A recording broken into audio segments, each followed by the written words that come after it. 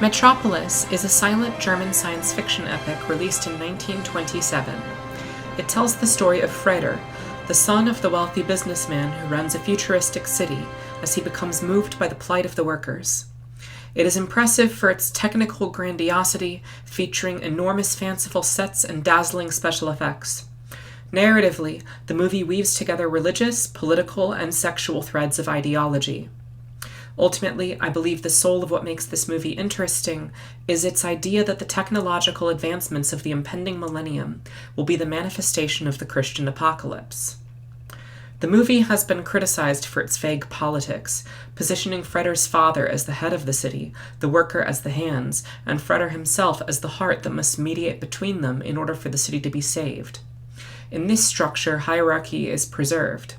The problem is not hierarchy itself, but simply a lack of communication. So what does this metaphor of the heart really represent? Democracy? Socialism? Communism? While the movie's vague and simplistic political messaging is worthy of criticism, its metaphors make more sense in light of the religious symbolism, which is the true core of the movie.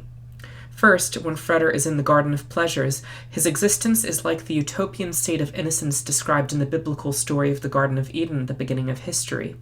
It is a saintly woman named Maria, whose parallels to the Virgin Mary are extremely direct, who awakens him to the suffering of the poor, much like the Buddha was awakened to the suffering of the poor in contrast to his princely birth. When Freder goes into the factory to witness the lives of the workers firsthand, he sees workers dying in a machine accident, and sees in this tragedy a vision of Moloch, a Canaanite god associated with human sacrifice and described as a demonic entity in biblical tradition.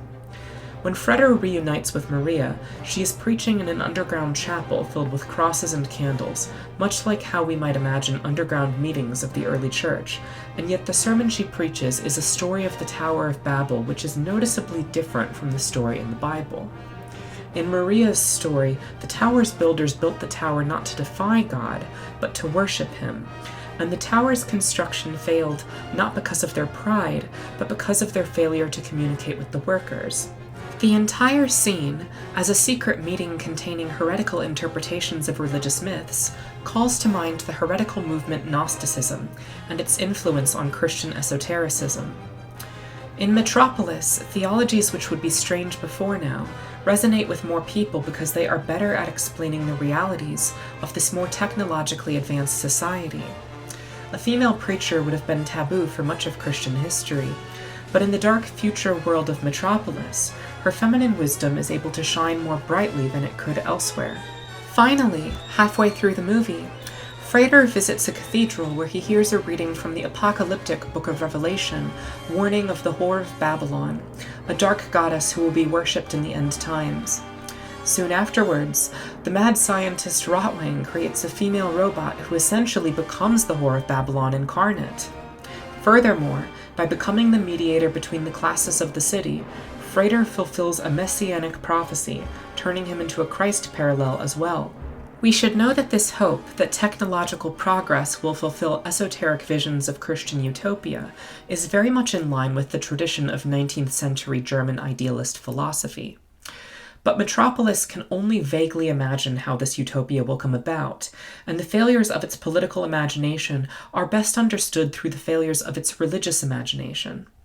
The most uncomfortable element of its spiritual symbolism is how it openly embraces the Madonna-Whore complex in the most visually extreme way possible.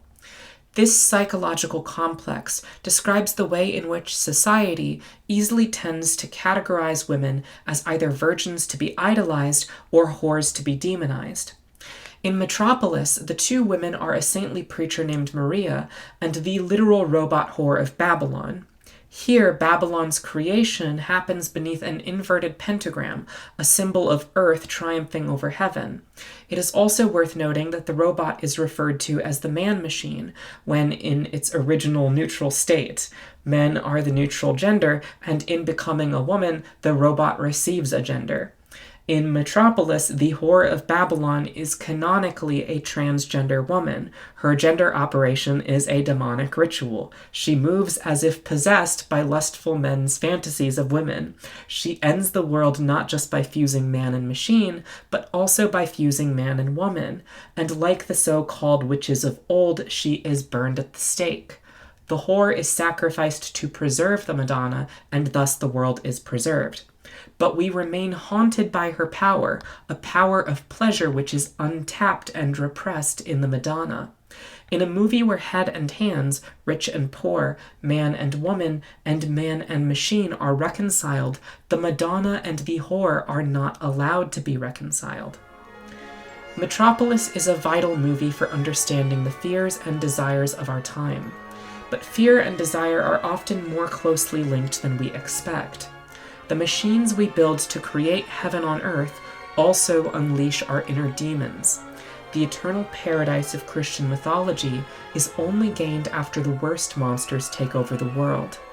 We learn who we are by healing our relationship with our psychological shadow.